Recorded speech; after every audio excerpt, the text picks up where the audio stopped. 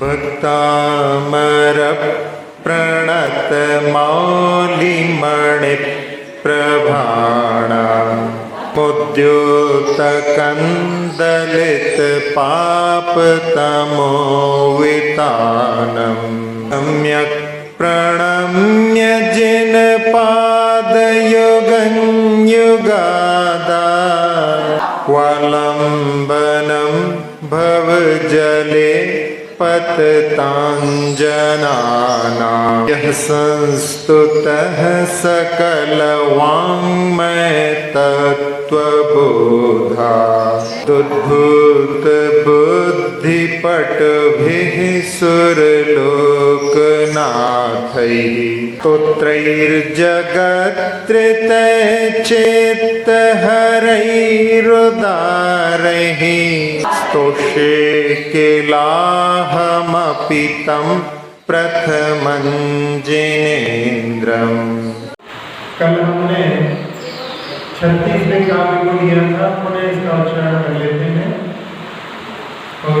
नेत्र है वल्लभ पंकज पुंज कांति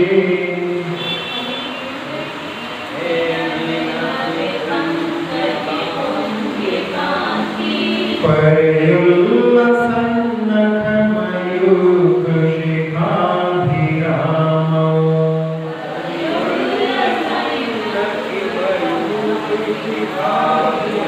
पादौ पदानि तव यत्र जिनेन्द्र धत्तः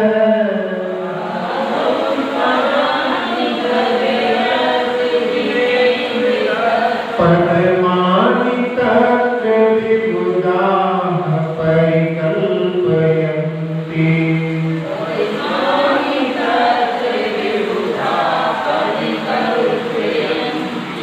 इस 36वें काव्य में भक्ति गंगा में अवतरण करते हुए आचार्य महाराज कह रहे हैं कि हे जिनेन्द्र, फूले हुए स्वर्ण के नवीन कमल समूह के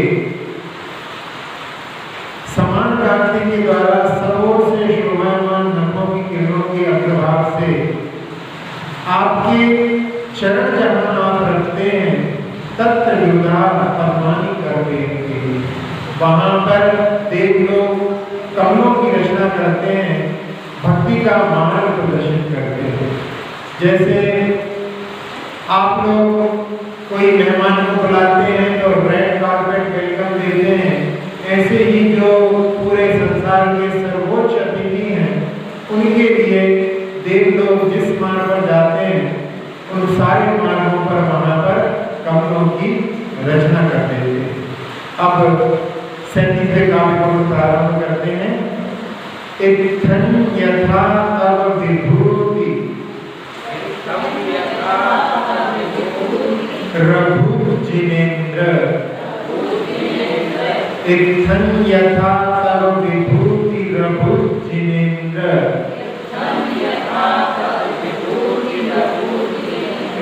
धर्मोपदेशन विधौ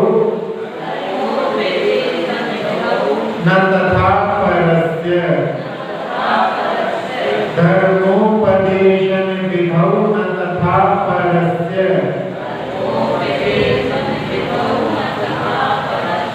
यादृक् प्रभादिनिकृतः प्रहतान्धकारा यादृक् प्रभादिनिकृतः प्रहतान्धकारा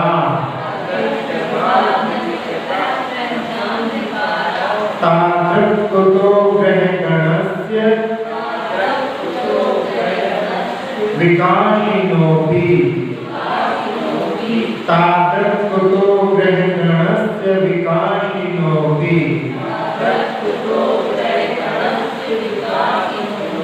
इत्थं यथा तव विभूतिरभु जिनेन्द्र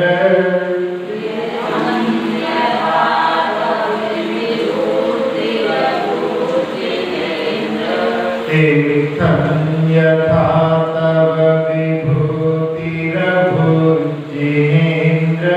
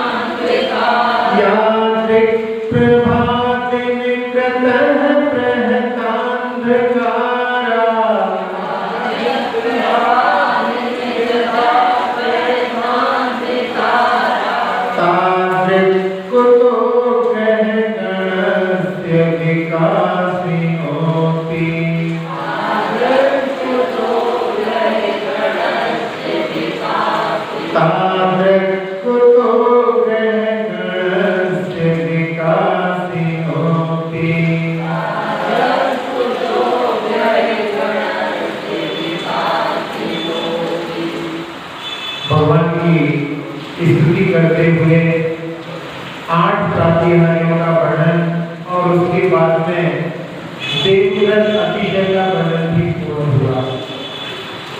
अब आचार्य मानव महाराज भगवान की भक्ति करते हुए कह रहे हैं, हे जिनेन्द्र, हे समस्त जिनों के स्वामी, इत्थम धर्मोपदेशन विधौ, इस प्रकार से धर्म की उपदेश की विधि में, यानी समोशरण में, यथा विभूति अभूत तथा परस्य नाम, जैसी संसार में आपकी विभूति हुई है, ऐसे अतिशयकारी समोषण की विभूति और किसी की संसार में देखने में नहीं आती।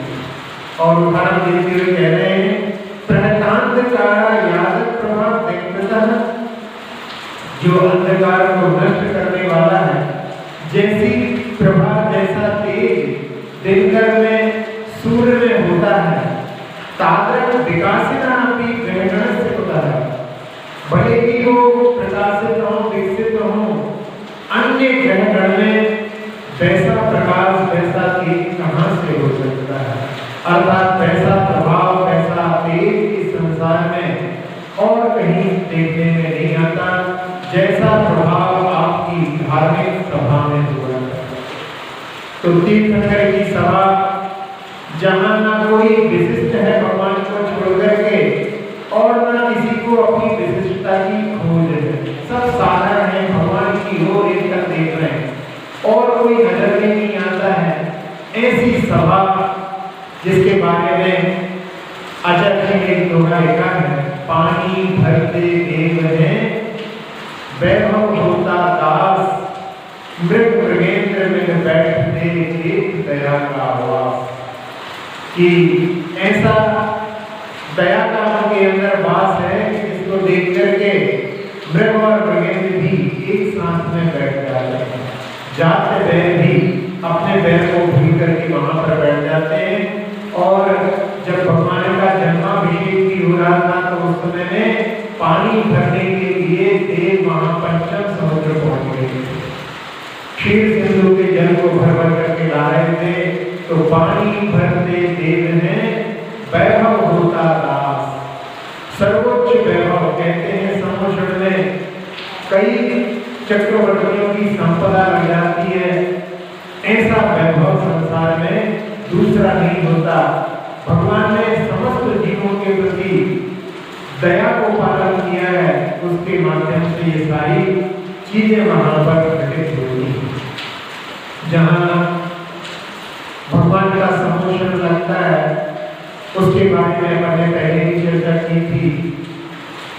जहां कहीं प्रदर्शन किया जाता है समोषण का, उसमें दिखाने के लिए भूमियां इस प्रकार से बनाई जाती हैं जैसे दिखाई दे, लेकिन वास्तव में ऐसी नहीं होती। वहां जो भूमियां होती हैं वो फ्लैट रहती है, यानी 20,000 सीढ़ियों के बाद में बिल्कुल ऐसे चलना पड़ता है। और उसी में अष्टम भूमि में जाकर के बीचों बीच वहां पर भगवान विराजमान होते हैं 3 कट्टियों के ऊपर। तो उन 8 भूमियों में वहां पर चैत्य प्रासाद, वहां भवन बने रहते हैं और चैत्य वृक्षों के ऊपर भगवान विराजमान रहते हैं, यानी वहां पर प्रतिमाएं रहती हैं। फिर इसके बाद में सुंदर जल से भरी हुई वाटिकाएं, खातिकाएं, खाइयां रहती हैं और इतने सुंदर उसमें फूल खिले रहते हैं कि जिनको देख करके लोग वहीं पर भी घूमने लगते हैं, आगे बढ़ने की इच्छा नहीं होती। फिर इसके बाद में लताओं का वन होता है, जितने सुंदर सुंदर लताएं होती हैं संसार भर की, वो सारी वहां पर एकत्रित होकर के ही वैसे भगवान की सेवा में उपस्थित होते हैं। और उसके बाद में उपवन होते हैं जिसमें बड़े बड़े, जिनको गार्डन आप कहते हैं, वो सब गार्डन उस समोषण के गार्डन के आगे फीके पड़ जाएं। और एक ध्वज भूमि होती है जिसमें बहुत सुंदर ध्वजाएं लगी रहती हैं। कल्प वृक्ष भूमि होती है जिसमें कल्प वृक्ष सारे प्रकार के लगे होते हैं। और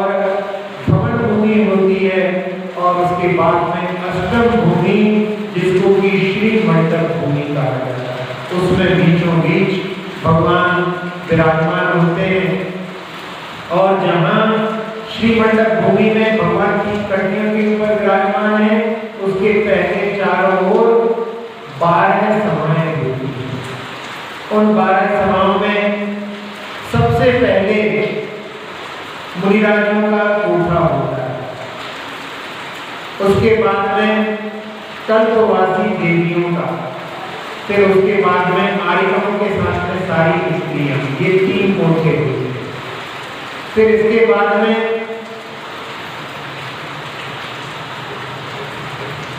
ज्योतिष देवियों का, फिर देवतर देवियों का, और उसके बाद में भवनवासी देवियों का।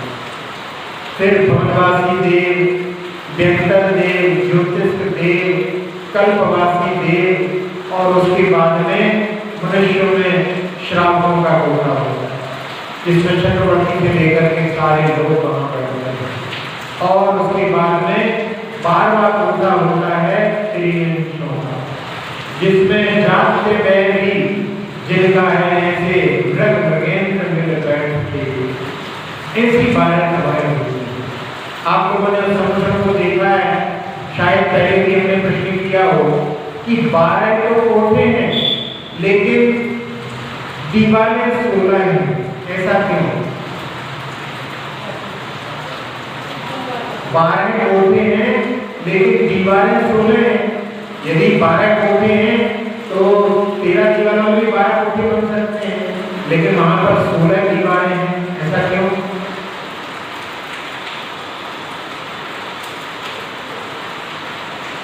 चारों दिशाओं से वहां पर रास्ते हैं, बीच बीच के 4 जो है 3 कोठे के बाद में रास्ता आ जाता है, जिसके माध्यम से लोग अंदर प्रवेश करते हैं।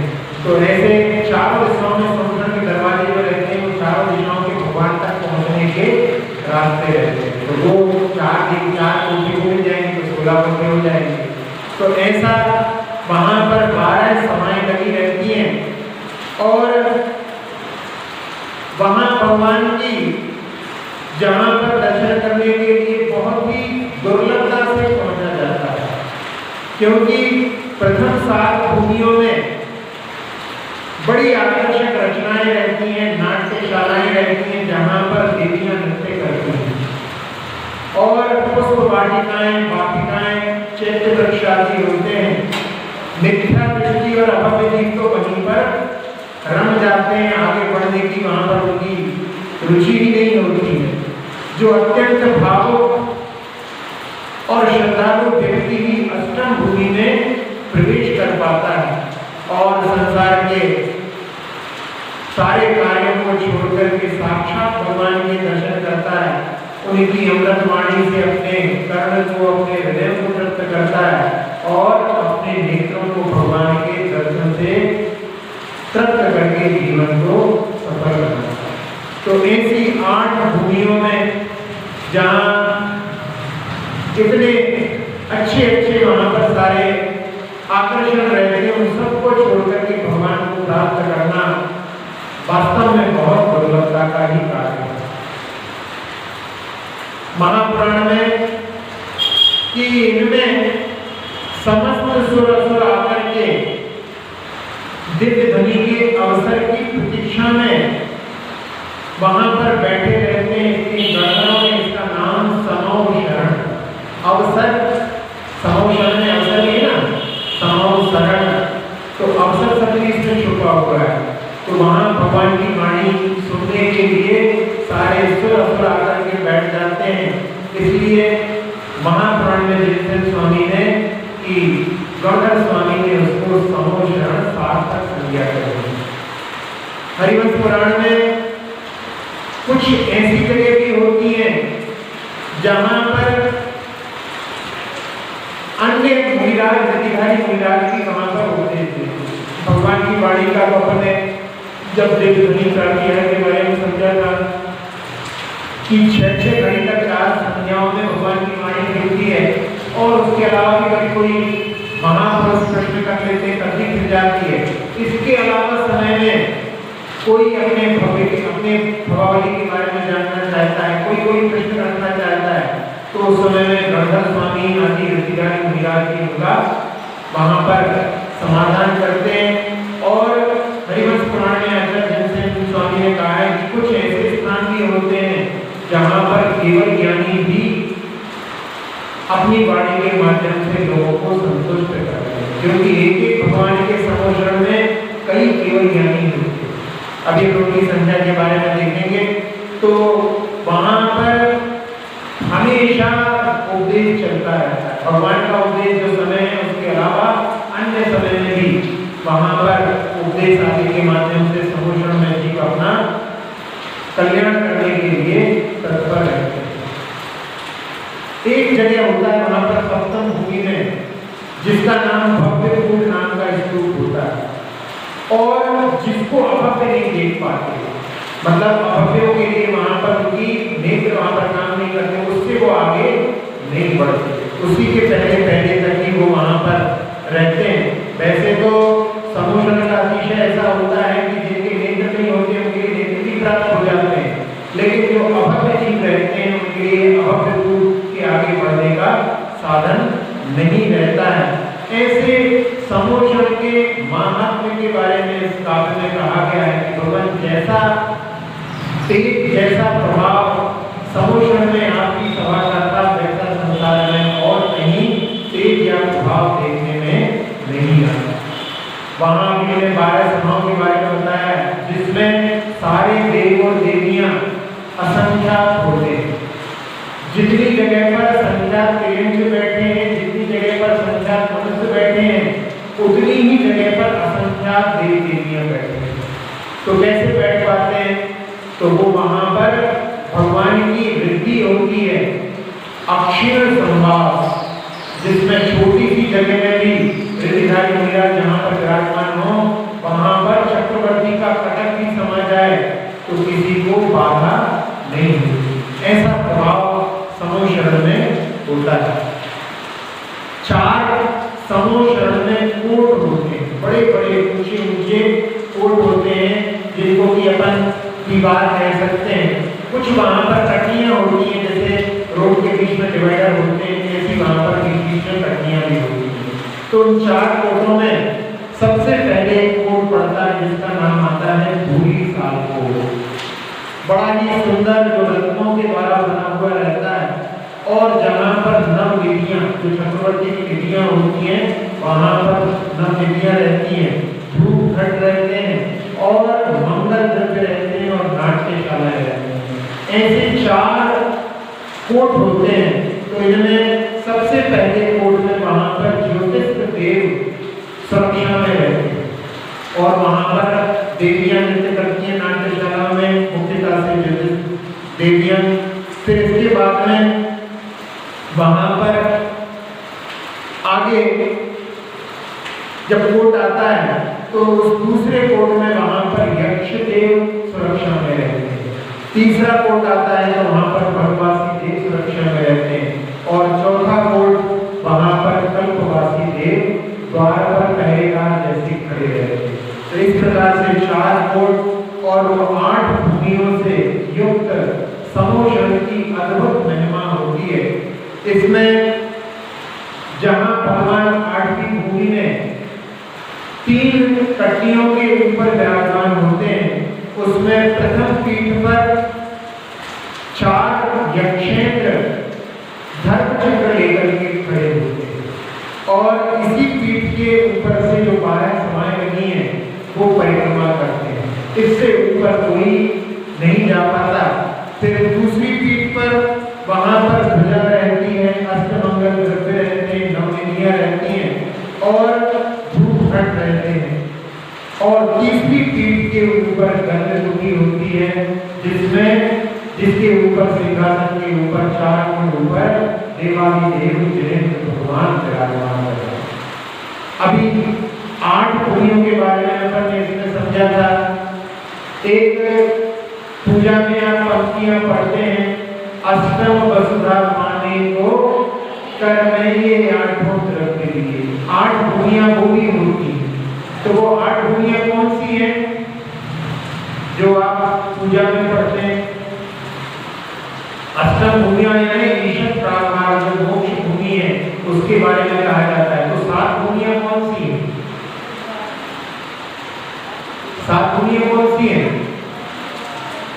कई बार लोग जो है 7 भूमियों को 7 नरक की भूमियां और एक अष्टम भूमि उसको कहते हैं, लेकिन एक प्राचीन गाथा हमने पढ़ी थी, उसमें उन 7 भूमियों के बारे में बताया। तो उस गाथा में लिखा है, नेरलीय भवनवासीय मानस जोईसीय कपवासीय गेवे सब सिद्धि मुख वही अठनी पुरी। क्या कहा? नरक की 7 पृथ्वियों को वहां पर एक पृथ्वी के रूप में लिया। दूसरी पृथ्वी भवनवासी जहां पर अशोक कुमार आदि रहते हैं उसको दूसरा। तीसरी पृथ्वी जिस पर अपन बैठे हैं मनुष्य। चौथी पृथ्वी ज्योतिष देवों की। 5वीं पृथ्वी कल्पवासी देवों की। 6वीं पृथ्वी ग्रेवेक की। 7वीं पृथ्वी पंचरंतर की सर्वासिद्धि वाली और 8वीं पृथ्वी मोक्षमयी जिसको मोक्षना बोलते हैं। ऐसी 8 पृथ्वियों के बारे में भी वर्णन आता है। तो पूजा तो करते हैं अष्टम वसुधा पाने को, लेकिन 7 पृथ्वियों के बारे में अपने लिए इस गाथा के माध्यम से याद हो जाता है कि भगवान वहां पर जहां पर विराजमान होते हैं निर्वाण प्राप्त करके, उसके पहले 7 भूमियां कौन कौन सी हैं। अब अपन उस समोषण के बारे में थोड़ी जानकारी करें कि जहां ऐसी विभूतियां रहती हैं जो कि संसार में सर्वोच्च हैं। आप लोगों के लिए ज्ञात होगा कि आदिनाथ भगवान का जो समोषण था वो 12 योजन विस्तार वाला था और महावीर भगवान का जो योजन 1 योजन में ही समाहित हो गया।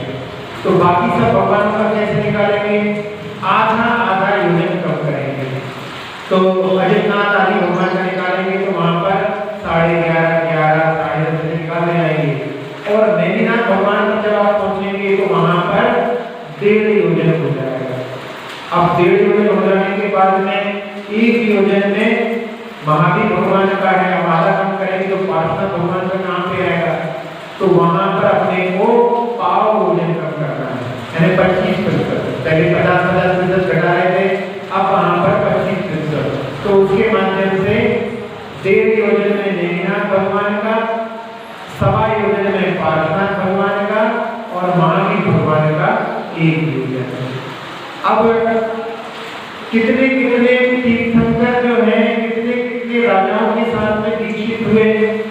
तो आदिनाथ भगवान 4000 राजाओं के साथ दीक्षित हुए और वासुपूज्य भगवान 676 राजाओं के साथ दीक्षित हुए और मणिनाथ और पार्श्वनाथ भगवान 300 राजाओं के साथ रहे। बाकी सारे तीर्थंकर महावीर भगवान को छोड़ करके 1000 राजाओं के साथ में दीक्षित हुए थे और महावीर भगवान की बताया जाता है कि वो एकाकी दीक्षित हुए, ऐसा भी वर्णन आता है। अभी हमने बोला था कि भगवान के समोषण में कई केवली होते हैं, वहीं पर उनको केवल ज्ञान हो जाता है, लेकिन वो उनको नमस्कार नहीं करते। क्यों? क्योंकि केवल ज्ञान की दृष्टि से देखा जाए तो दोनों में समानता है। बाह्य विभूति के लिए कहा जाएगा कि ये तीर्थंकर और इनके समोषण में, लेकिन अंदर से देखा जाएगा तो उनके पास कभी 4 घातीय कर्मों का भाव है और तीर्थंकर के पास कभी 4 घातीय कर्मों का भाव है। तो वहां पर वंदे वंदे भाव नहीं रहता, वो सर्वोच्च अवस्था को प्राप्त हो गए। मुक्ति के बाद में तो कोई अंतर नहीं रहता, पूर्व की अपेक्षा से अंतर आता है। तो वो वहां पर आदिनाथ भगवान के समय में समोषण में 20,000 केवली है। फिर बाद में कम होते होते चंद्रप्र भगवान के समय में 10,000 केवल ज्ञानी थे, अनंतनाथ भगवान के समय में 5,000 केवल ज्ञानी थे और नैनीनाथ भगवान के समोषण में 1500 केवल ज्ञानी थे और पार्श्वनाथ भगवान के समोषण में 1000 और महावीर भगवान के समोषण में 700 केवल ज्ञानी विद्यमान थे। गणधर्म की संख्या के बारे में आप लोगों को विदित होगा कि सबसे ज्यादा गणधर्म सुमतिनाथ भगवान के 116 और पार्श्वनाथ भगवान के सबसे कम 10 गणधर्म। यदि हम उनकी संख्या को देखें तो वहां पर आदिनाथ भगवान के 84 गणधर थे, फिर अजितनाथ भगवान के 90, संभवनाथ भगवान के 105, अभिनंदननाथ भगवान के 103, पद्मनाभ भगवान के 111, सुभाषनाथ भगवान के 95, चंद्र भगवान के 93, फिर पुष्पनाथ भगवान के 88, शीतलनाथ भगवान के 87, श्यामनाथ भगवान के 77, वासुदेव भगवान के 66, विमलनाथ भगवान के 55, आनंदनाथ भगवान के 50, फिर धर्मनाथ भगवान के 43 और शांतिनाथ भगवान के 36, कुतुबनाथ भगवान के 35, अरनाथ भगवान के 30, मल्लीनाथ भगवान के 28, मुनीश्वरनाथ भगवान के 18, नवीनाथ भगवान के 17, नेमिनाथ भगवान के 11, पार्श्वनाथ भगवान के 10 और महावीर भगवान के 11। इस प्रकार से ये गणधरों की संख्या हुई। तीर्थंकर जन्म लिया उन्होंने, उसके पूर्व में कहां से आए उसके बारे में ये हम देखें तो जम्बूद्वीप का जो विदेश क्षेत्र है वहां से पहले, दूसरे, तीसरे, चौथे और 16वें, 17वें, 18वें ये जम्बूद्वीप के विदेश क्षेत्र से आए। भरत क्षेत्र से, जैसे हम भरत क्षेत्र कहने वाले हैं, ऐसे भरत क्षेत्र के तीर्थंकर वहां पर 20वें, 21वें, 22वें, 23वें, 24वें भगवान है। और घाटी खंड जो बीच का वहां के विदेश क्षेत्र से 5वें, 6वें, 7वें, 8वें और 13वें, 14वें, 15वें भगवान होते हैं। और पुष्पराग जो आधा द्वीप रहता है वहां से 9वें, 10वें, 11वें, 12वें तीर्थंकर आए हैं। अब वैसे कहा जाता है कि भगवान के जो समोषण होते हैं उनमें महिला वर्ग ज्यादा रहता है, आर्यिकाएं ज्यादा रहती है मुनियों से, लेकिन 2 तीर्थंकर ऐसे रहे जिनमें आर्यिकाएं कम रही। धर्मनाथ जी और शांतिनाथ जी भगवान का समोषण ऐसा रहा जिसमें मुनियों से आर्यिकाएं कम थी।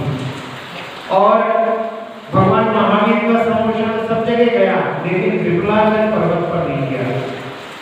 विपुलाचल पर्वत पर महावीर स्वामी का तो सब जगह गया है, विपुलाचल पर्वत पर ही सबसे बार गया है, लेकिन वासुदेव भगवान का समोषण विपुलाचल पर्वत पर नहीं आया। ऐसा आचार्य जनसेन स्वामी ने हरिवंश पुराण में लिखा है। और सभी तीर्थंकर अपनी माता के अकेले पुत्र होते हैं और उनके पिता की एक ही पत्नी होती है, लेकिन शांतिनाथ भगवान के पिता जो विष्णुसेन थे उनकी 2 पत्नियां थी। एक पत्नी से जो हेरा माता थी उनसे शांतिनाथ भगवान उत्पन्न हुए और उनकी जो दूसरी पत्नी थी उनसे उनके जो सौतेले भाई थे शंकरायुध, जिनका उनका पूर्व का संबंध था। जब ये श्रीकृष्ण राजा जी उनकी पत्नी के रूप में थे, वो कई भवों में उनका साथ रहा, भाई भी बने और वही आगे चलकर के सौतेले भाई उनके मुख्य गंधर्व के रूप में उत्पन्न हुए। फिर समोषण में सब जीव आ सकते हैं, नारकी नहीं आते कि नारकी तो आते ही नहीं है ऊपर। और पंचेंद्री में भी वहां पर जलचर जीव समोषण में नहीं आ पाते, क्योंकि जलचर जीवों के लिए रास्ता जल का चाहिए और वो जल का रास्ता ना होने के कारण में बाकी सब जीव आ सकते हैं, लेकिन जलचर जीव उसमें नहीं आ सकते। इसके बाद में भगवान के वंशों के बारे में भी अपन देखें तो शांतिनाथ, कुंभनाथ, अरनाथ भगवान ये कुरु वंश के थे। नैनीनाथ और मुनीश्वरनाथ भगवान यादव वंश के थे और पार्श्वनाथ भगवान उग्र वंश के थे। महावीर भगवान नाथ वंश के थे और शेष जो 16 तीर्थंकर रह गए हैं वो सारे इक्ष्वाकु वंश के थे। 3 भगवान पद्मासन में मुक्ति को पधारे हैं, एक ऋषभनाथ, वासुदेव और नैनीनाथ भगवान, और बाकी सारे खड़े होकर के उन्होंने तपस्या करके मुक्ति को प्राप्त किया। फिर समोषण कितने दिनों में छोड़ा तो आदिनाथ भगवान ने 14 दिन पहले छोड़ दिया था, महावीर भगवान ने 2 दिन पहले छोड़ा था और बाकी सारे तीर्थंकरों ने 1 महीने पहले समोषण को छोड़ दिया। भगवान ने निर्वाण जब प्राप्त किया तो उस समय प्रातः काल में जब भोर होती है उस समय में निर्वाण के लिए देखें तो अजितनाथ भगवान, अभिनंदननाथ भगवान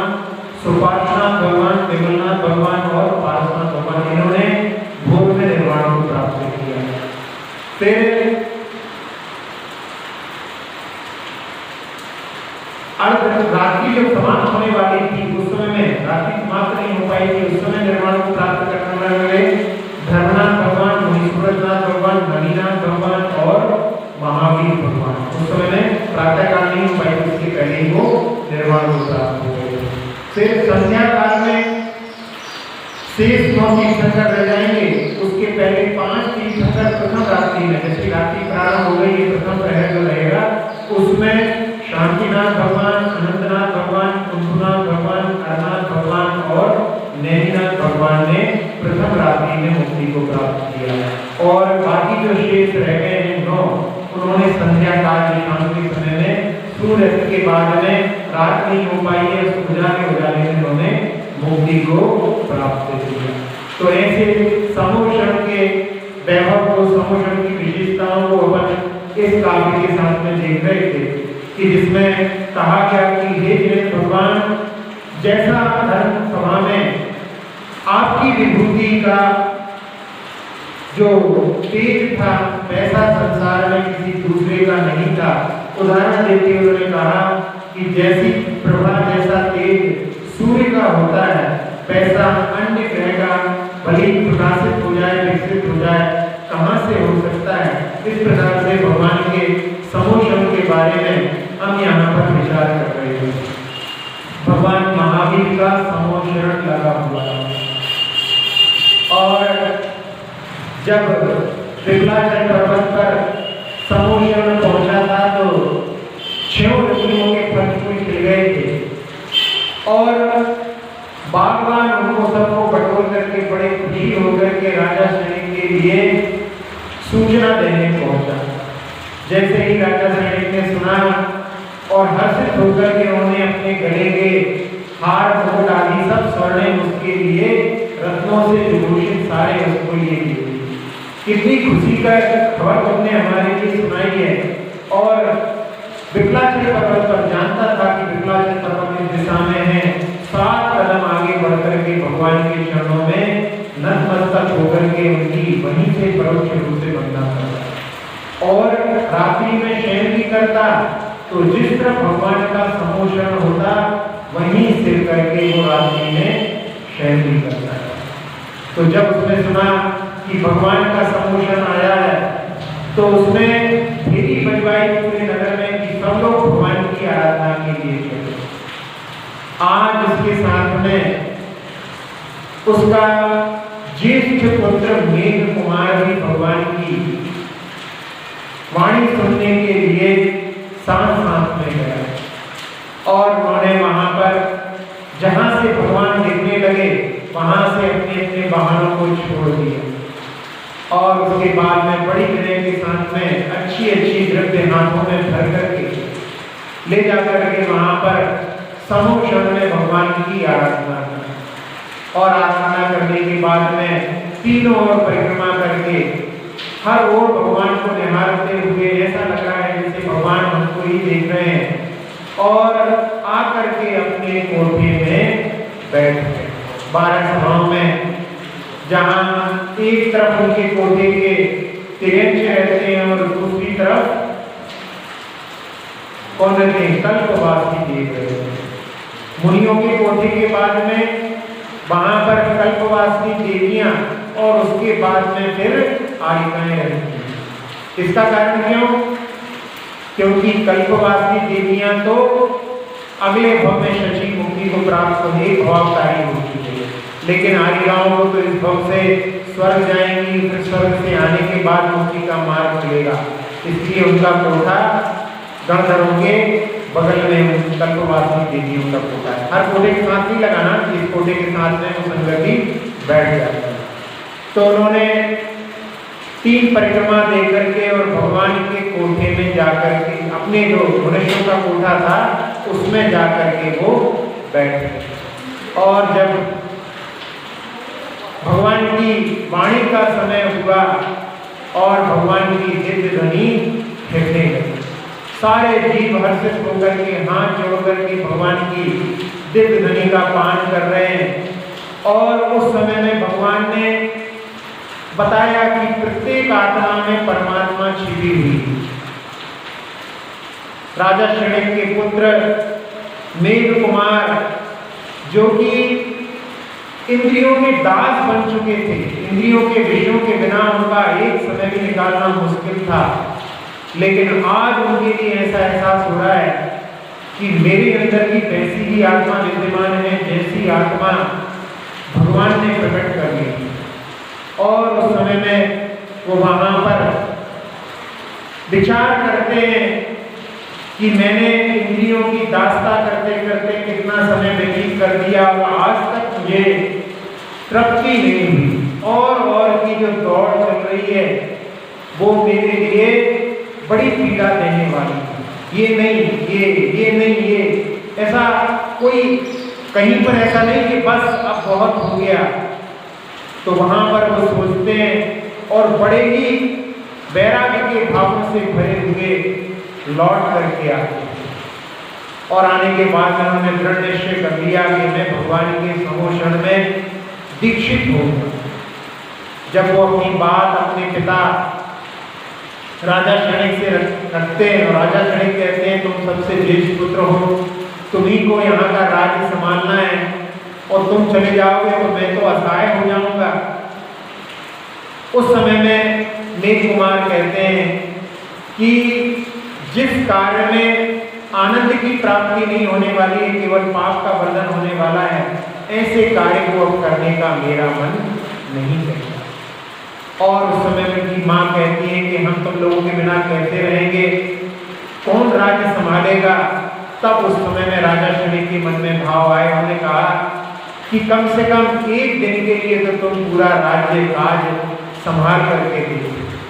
और उनके मन में था कि एक दिन के लिए संभालेगा तो उसके बाद में इसके भावों में परिवर्तन आ जाएगा, हो सकता है ये वैराग्य के पथ पर आगे ना बढ़े।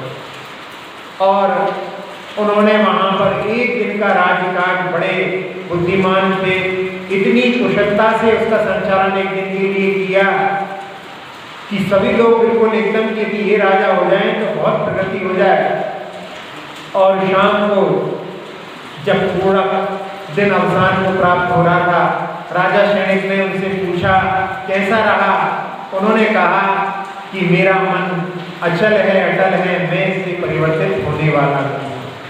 और उस समय में अपनी पत्नियों से 8 सुंदर सुंदर राजकुमारियों से आज्ञा लेने के लिए पहुंचे और उन्होंने भी वहां पर कह दिया कि आपके बिना हमारा क्या जीवन, हम आपके लिए ऐसे आज्ञा नहीं देंगे। और उस समय में उन्होंने अपने सारे भाव के माध्यम से उनको रिझाने का प्रयास किया, लेकिन उनका ऐसा दृढ़ वैराग्य था कि वो उनकी किसी भी बातों से प्रभावित नहीं हुई। और वो मोह के धागे उनको कब तक बांधते, वो सारे बंधनों को तोड़ करके और जा करके भगवान के समोषण में दीक्षित हो। कहाँ तो राजा क्षणिक के पुत्र राजकुमार, जहाँ उनका पूरे राज्य में सम्मान होता था, और वहाँ पर भगवान महावीर के बहुत सारे शिष्यों में जहाँ हमने देखा 7,700 तो केवल ज्ञानी है, बाकी साधुओं की संख्या तो कितनी। और उसमें सबसे नवदीक्षित सबसे छोटे मुनिराज के रूप में वो वहाँ पर रात्रि में शयन करने के समय में जब वो शयन करते थे तो द्वार के पास में उनके लिए शयन का स्थान मिलता था।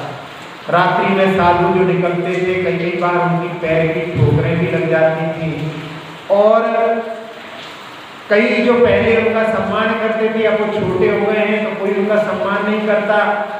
और सारी ऐसी बातों को देख करके उनके मन में ऐसे भाव आ गए कि मैं तो वापस चला जाता। ऐसे भावों के साथ में वो वहां पर पहुंच गए भगवान महावीर की शरण में और गौतम गणधर स्वामी के पास में। और गौतम गणधर स्वामी वहां पर मन पर्याय ज्ञानी, दूसरे की मन की बात को सब जानने वाले, और वहां पर वो वहां कहने लगे कि तुम यहाँ पर दीक्षित जो सबसे छोटे हो, तुम्हें बहुत सारी पीड़ाएं होती होंगी। जो वो कह रहे वो सब कुछ सही था। और उस समय में कि तुम श्रमण बने हो, साधु बने हो, तुम्हें दूसरों से कोई अपेक्षा नहीं होनी चाहिए, और कहाँ तुम्हारा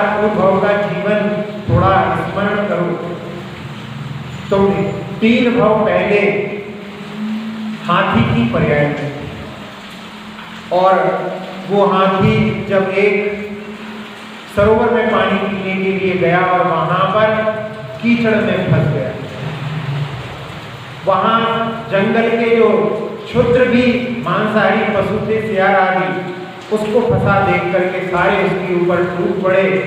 और उस समय में कहाँ तो मैं इतना बलशाली था, कीचड़ में फंस गया, तो ऐसे क्षुद्र जंतु मेरे ऊपर उपसर कर रहे हैं, ऐसे भावों से तुमने वहां पर कि ऐसा शरीर मुझे प्राप्त हो कि मैं सबका बदला ले सकूं, ऐसे भावों के साथ में, प्रतिशोध की भावना के साथ में तुमने विंध्याचल में पुनः एक विशालकाय हाथी की देह को प्राप्त किया। और उस समय में तुम्हारी काया को देख करके बड़े बड़े पशु, हिंसक पशु तुमसे भयभीत रहते थे, दूर रहते थे। एक बार ऐसा हुआ कि वहां पर जंगल में आग लग गई। गर्मियों के समय में आग लग जाती है, और वो आग जो है जब हवा चलती है तो ऐसी फैलती है कि बहुत बड़े बड़े क्षेत्र को अपने उसमें कर लेती है, जिसको दावानल कहा जाता है। समुद्र की आग को बड़वानल कहा जाता है, और जंगल की आग को दावाग्नि कहा जाता है। तो उस समय में सारे जंगल के पशु अपनी रक्षा के लिए सुरक्षित स्थान देख रहे थे। सरोवर के पास में एक स्थान को तुमने अपनी सूंड के माध्यम से पानी भर करके और उसको तरल कर दिया, जिससे कि वहां पर अग्नि ना आए, और तुम वहां पर खड़े हो गए। थोड़ी ही देर में वहां पर बहुत सारे पशु एकत्रित हो गए, और उन पशुओं के जब एकत्रित हो गए, इसी बीच में तुम्हारे शरीर में जो उष्ण वायु, जलते हुए जंगल की वायु थी, उसके कारण शरीर में खुजली हुई, और उस समय तुमने अपने पैर को ऊपर उठाया। पैर को ऊपर उठा करके तुम उसके लिए खुजली करने लगे, और जब तुमने अपना पैर वापस रखने के लिए सोचा, तब तक वहां पर एक छोटा सा खरगोश का बच्चा आकर के उतनी छोटी जगह में, क्योंकि सारी जगह पर वहां पर पशु एकत्रित हो गए थे, सब अपनी रक्षा के लिए, वहां पर हिंसक पशु भी किसी के लिए, क्योंकि सबको अपनी जान की पड़ी हुई थी, ऐसी वहां पर स्थिति में, और तुमने सोचा कि यदि मैं अपना पैर रख दूंगा तो ये क्षुद्र जंतु मरण को प्राप्त हो जाएगा। तुम्हारे मन में दया करुणा का स्रोत फूट पड़ा, और उसके कारण में तुम तीनों पैरों से एक पैर को ऊपर खड़े रहे।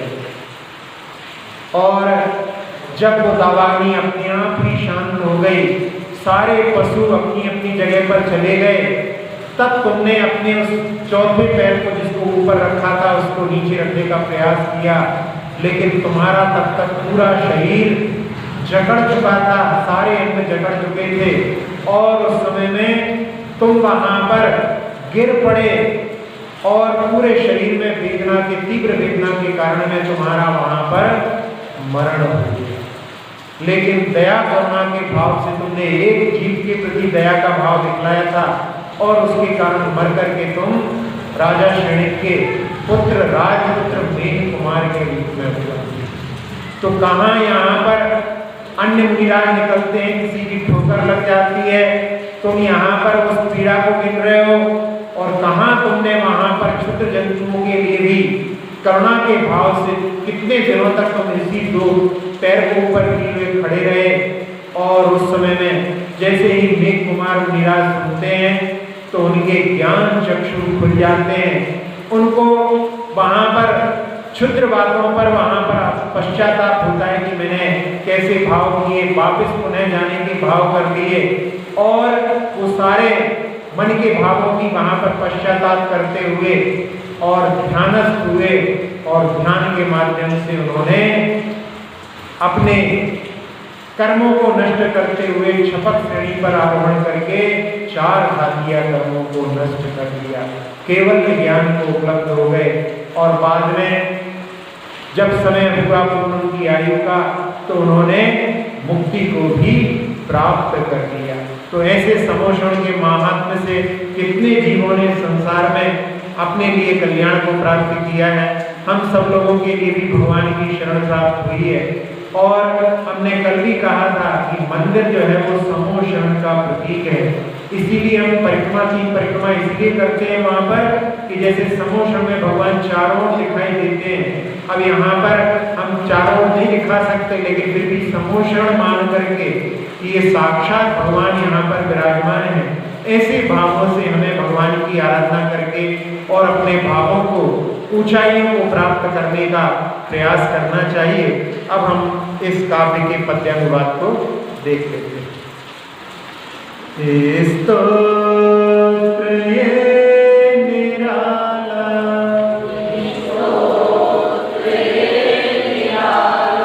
सब दुख को हरने वाला,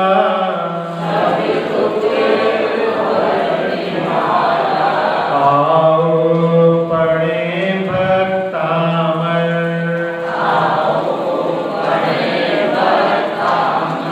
प्रभु गुण की है ये माला, स्तोत्र ये निराला,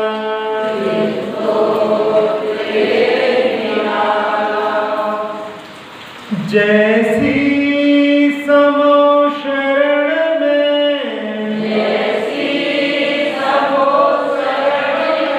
दिखती विभूति जिनवर,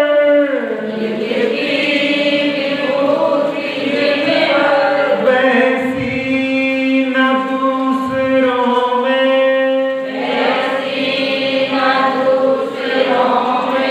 उपमा हो जैसे दिनकर,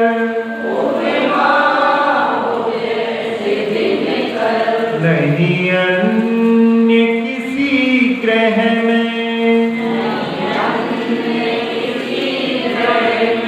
मिलता है वो उजाला,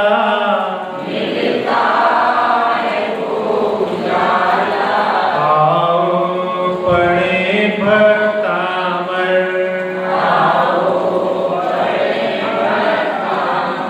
प्रभु गुण की है ये माला, स्तोत्र ये निराला,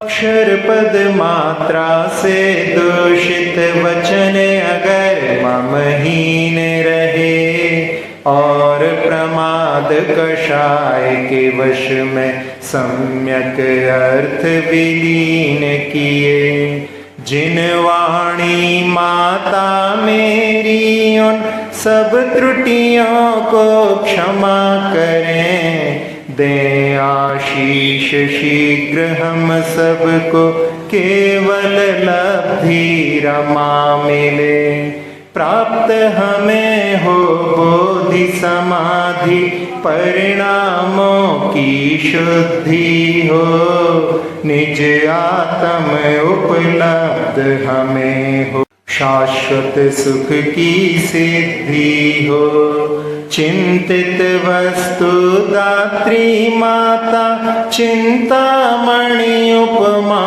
भाती, करो वंदना पूर्ण विनय से चरण रखूं मैं ये पाती, कर जिन वाणी स्तुति तन की ममता टार, महामंत्र का जाप अब सभी जपें नभ बार।